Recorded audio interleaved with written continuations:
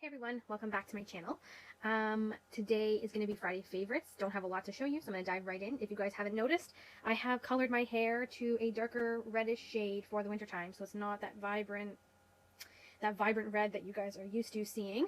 I had my hair that red since last November, and we're hitting the end of October, so pretty much a year, and I needed a change, and I needed something that would go with the season. So I'm back to a darker shade of red, just for the following winter time, and then my plan is to go back to my red shade probably in the spring, if I feel up to it. So with that said, I'm just going to dive right into my favorites. So I'm going to start off with my skin, and because it's getting really cold, I'm definitely starting to use more wintertime products. So I've been using my Clinique dramatically different moisturizing lotion for day and nighttime. I kind of mix it up. I sometimes use this both day and night. Sometimes I use just this at nighttime, depending on how I feel my skin and what it needs. This is a heavier lotion, so you're definitely going to get a thicker consistency out of this, but it is very hydrating, very moisturizing, and it does moisturize the face very nicely. On those very cold days, I like to put this underneath my makeup because when it gets really cold here in Canada, my skin definitely needs that extra love. So the Clinique dramatically different moisturizing lotion. There is a gel formula for those of you who are really oily skinned, but I would probably suggest that more for the summertime because the wintertime skin usually tends to dry out a little bit more. So thumbs up in my book, you can get this at your local Clinique counter, and Sephora even carries Clinique as well.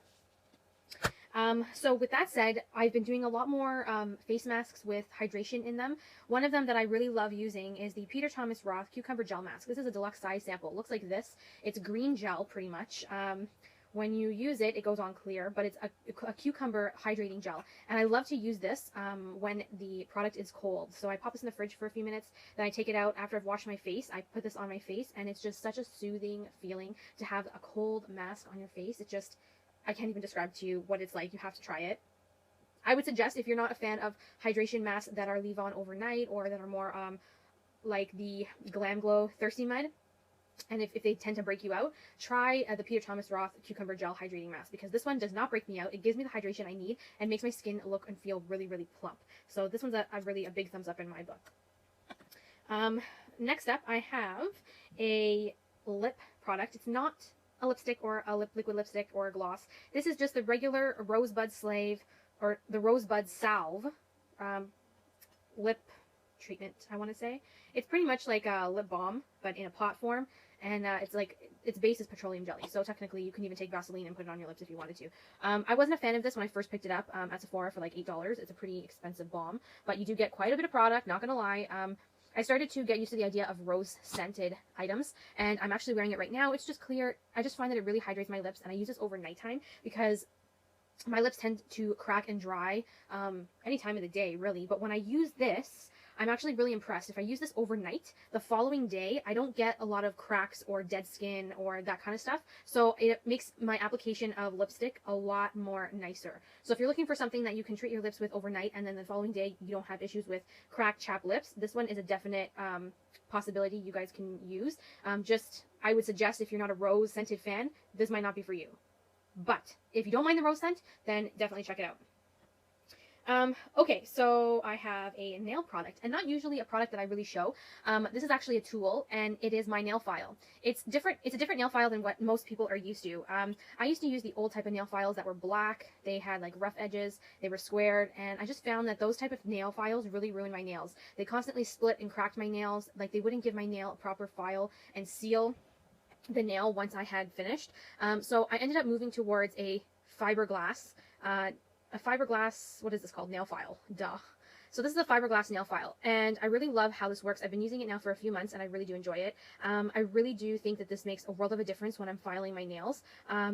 I don't file my nails as much as I used to, but when I do and I use this, I find a huge difference in the health of my nails and how my nails grow out. So if you guys are looking to change up your nail file, this is about $15 at your local beauty supply outlet. I got mine at Trade Secrets, and the great thing about this is that it is washable, so you can wash it with soap and water, and the file doesn't get dull, so you don't have to worry about having to replace it. It does last quite a long time, and for 15 bucks, I think it's a great investment, because if you think about it, you're constantly having to change up your nail files every time they either go dull or they've been used too many times.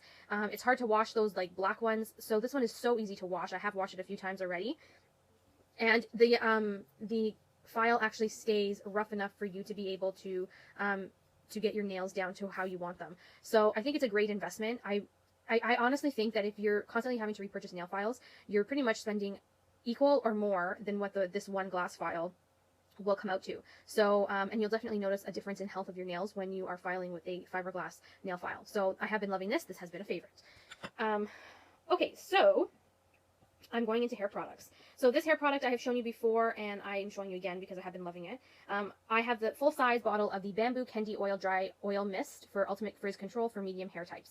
So this I had received as a deluxe size sample, used that all up. I showed you guys that deluxe size sample in a couple favorites, and then I couldn't live without it. So after I finished that bottle, I ended up repurchasing the full size, which is about $30.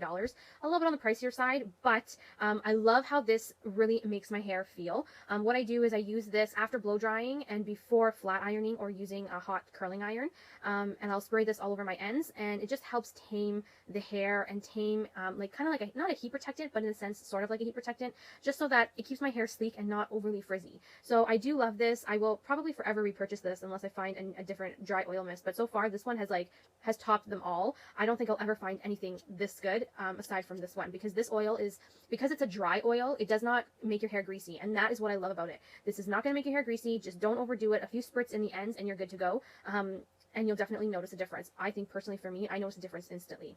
So this is an ongoing favorite of mine that I will continue to use. And my last hair product, because I don't think I've really shown you many hair products in my favorites before. This is the Ion Daily Solutions Instantly Refreshes Between Washes Dry Shampoo. I've been trying out different dry shampoos over the course of a few months because I wanted to see which ones are worth the money and not worth spending your money. This one so far I'm actually enjoying. It smells like cherries. When you spray it, it smells like cherries. With all dry shampoos, or majority of dry shampoos, they will always leave a white cast if you put too much. So you can't really avoid that if you have dark hair. What I suggest you do is just kind of spray more at a distance when you are applying the dry shampoo. That way you don't get too much of a noticeable white cast. But as for dry shampoo, this is actually pretty decent. You can get this at Sally's Beauty Supply. I don't even know how much mine was. It doesn't even say. But it is, I do really enjoy this. The last one I had from Sally's, it was One and Only dry shampoo. I liked it, but the packaging sucked. So far, this one is doing a great job, product and packaging. So I am definitely really excited because I have quite a bit left. I think I have about that much left. So I've used already about a quarter. I just use this in between washes, 1 or 2 days extra before I shampoo. I just really am impressed with the Ion dry shampoo. I didn't think it was going to impress me, but it has, and I'm grateful for it because there's another option at the Sally's Beauty Supply that I can definitely use, and you guys can definitely use as well. Okay, so with that said, my last favorite product is a candle, and it's a candle that I've been burning this week. It's the Bath & Body Works candle in Pumpkin Pecan Waffles. I'm not really a sweet scent when it comes to candles, like baked good type of candles. I'm not really into the pumpkin cupcake, pumpkin cheesecake, pumpkin something or other. I forgot what it was. But I have the scent in a hand soap, the Pumpkin Pecan Waffles, and I love the scent in the hand soap so much that I went and smelled the candle, and I actually really I was able to tolerate the candle. So I ended up picking up the candle because it's one of those scents that it smells like a bakery, but not overpowering to the point where it's going to give you a headache.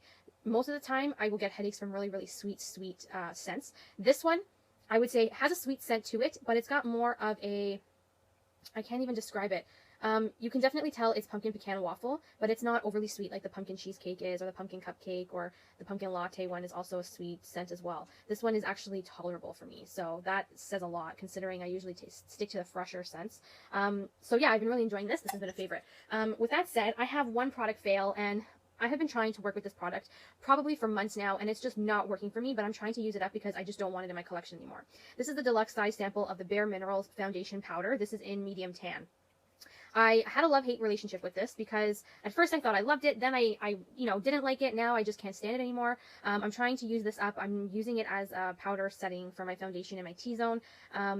There's not very much coverage to this, I'm not going to lie.